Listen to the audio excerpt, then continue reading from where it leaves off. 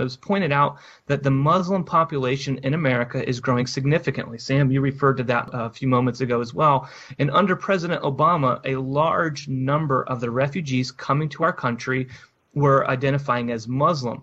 Now, in November of 2015, towards the end of his time as president, there was an article in the Washington Times, and this was the title. The title was, quote, U.S. discriminates against Christian refugees, accepts 96% Muslims, 3% Christians, end of quote.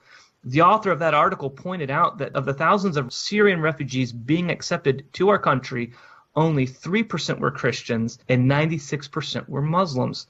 Now, in an interesting turn of events, an article that I read earlier this month in the Washington Examiner has this title, quote, in switch, Trump favors Christian refugees 6-1 over Muslims, end of quote. The author in that article, Paul Bedard, writes, since the fiscal year began, 60% of new refugees admitted into the United States have been Christian and just 13% Muslim.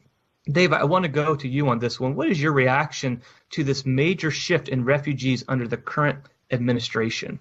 Well, Isaac, one of the things we need to recognize and need to never forget is that immigration policy reflects priorities. It reflects a nation's priorities, and it certainly is a strong indicator of a president's priorities. And under the Obama administration, the president was merely being, in those days, consistent with his philosophy. Many of those listening to this program right now will remember the now very famous speech where the president said, America is not a Christian nation. In fact, if we were to calculate the number of Muslims in this country, we could be considered one of the world's leading Muslim countries, and he constantly demeaned the Judeo-Christian background of this country.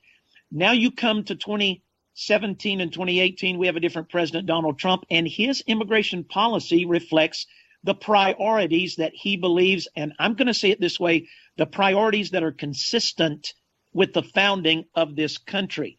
So we are a Judeo-Christian nation. We were founded upon such.